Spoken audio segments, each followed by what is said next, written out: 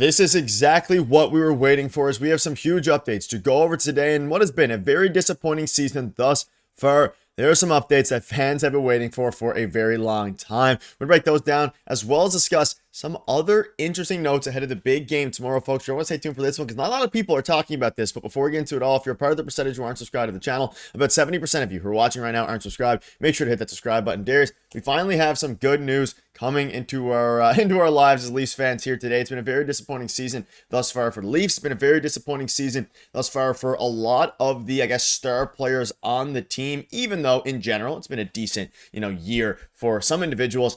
We have a bunch of updates to go over today, and let's start with this because this is a big one. Both Scott Laughton and Chris Tanev, who are both on IR, were doing some skating drills, slowly working their way back before Leafs practice today. And we do have another update on Laughton we'll dive into in a minute. But Darius, I want to get your thoughts on this first of all, because obviously Laughton is going to be absolutely crucial. We have an update in Joseph Woll we'll dive into in a minute here, but Scott Laughton being healthy changes a lot for this team.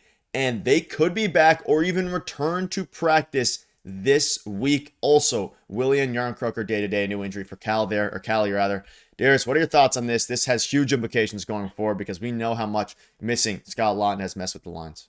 Yeah, Nylander's a big story too, missing first game since 2021, 2022, which is crazy to think. I just thought that was a couple of years ago, but we're already in the 25-26 season. So that was pretty significant as well. But obviously, Chris Tanev, they need him back. He's a huge part of this defense core. So it looks like he'll be nearing a return. He's not going to be out long term or anything like that. So we were kind of, speculating about that. We assumed that that was going to be the case, but it's nice to know that it's heading in that way. And then for Scott Laughton too, I mean, the timing of it all was horrible for the player, for the team. Obviously, we see what one injury to a fourth liner does to the entire lineup. So to have him back is going to be really great. So it looks like he's nearing a return as well. He's starting to skate, so he'll be back in the lineup soon. I think, he's a much better player than people are giving credit. And a lot of people keep dumping on the trade. And listen, would I like your banking right now too? Yeah, maybe. But Scott Laughton is a great player that I think is going to be adding a different dimension to this Leafs team throughout the course of the rest of the regular season and of course the playoffs. So I'm excited for him to come back too. And then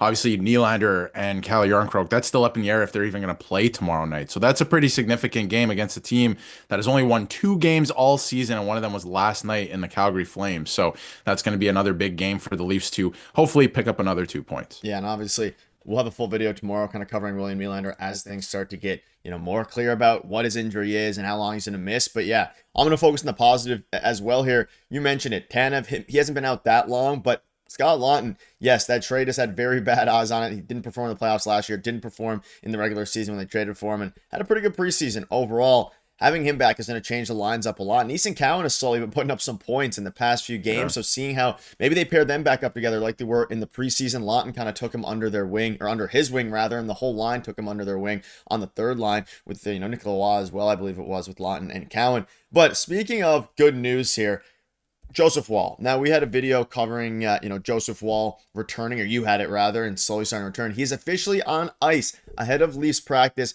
He's back. It's beautiful. And most importantly, Brad Treliving came out and said it's great to have Joseph Woll back and that the plan is to get him up and going. He skated a bit during his leave and has been back on the ice the past few weeks. They'll take it day by day as he works into game shape. A short conditioning stint with the Marlies is possible, and he's eligible to return November 1st. He won't be ready by then. Now, of course, no one expected him, I don't think, to be ready by November 1st at this point. Like, this guy needs a full training camp, basically, and he's going to do so with the Marlies. He was out for months, and especially, he's been out now since almost, halfway, I think, maybe towards the beginning of training camp. So, want to get your thoughts on this. This is obviously big. Stolarz needs a break. Primo looked pretty good in the last game. He actually got the win, but having him back is going to be crucial once again, and it's crazy and how bad this season has been.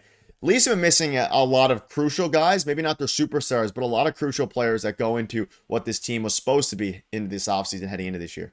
Yeah, and I don't know if Stolarz needs a break per se, but I think you want Joseph Woll in the mix. You have this goaltender, right? And, I trust him more than I do Caden Primo or anybody in the Marlies, right? I think that he's been great. And of course, every goalie has their bad games, but I'm expecting big things out of Joseph Woll again this season. And I don't think anyone expected him to be ready for this Saturday, right? Like, he can return this Saturday, but I don't think he's going to be ready. It's nice to know that he was skating, so it's not like he took a break for a month. And again, it was like a leave. I'm not saying he took a break or anything like that, but it's nice to know that he wasn't completely off the ice and he's going to have to hit the ground running again now for the first time since training camp. So That's encouraging. And of course, he's going to have to get his feet under him still, get into that game shape. He's going to get maybe 3 games probably with the Marlies, something like that, a conditioning stint, which is good. So he'll get back into shape here very quick, I think. He's going to be out obviously longer than November 1st. Like, we're not going to see him for a bit still, but to see him back on the ice, back in the room, all of these things, some of the guys spoke out about having him back. Stolar said that he was just talking about how he misses the goalie hugs with Joseph Woll. So that was nice. So, the vibes seem to be a little bit higher. They won on Saturday. You're heading into a game again on Tuesday against Calgary they're not that good this year. If you can pick up another 2 points, then suddenly I think things can turn around as we head into November. Yeah, it's an easy part of the schedule and an easy part that we said before the season they need to take advantage of.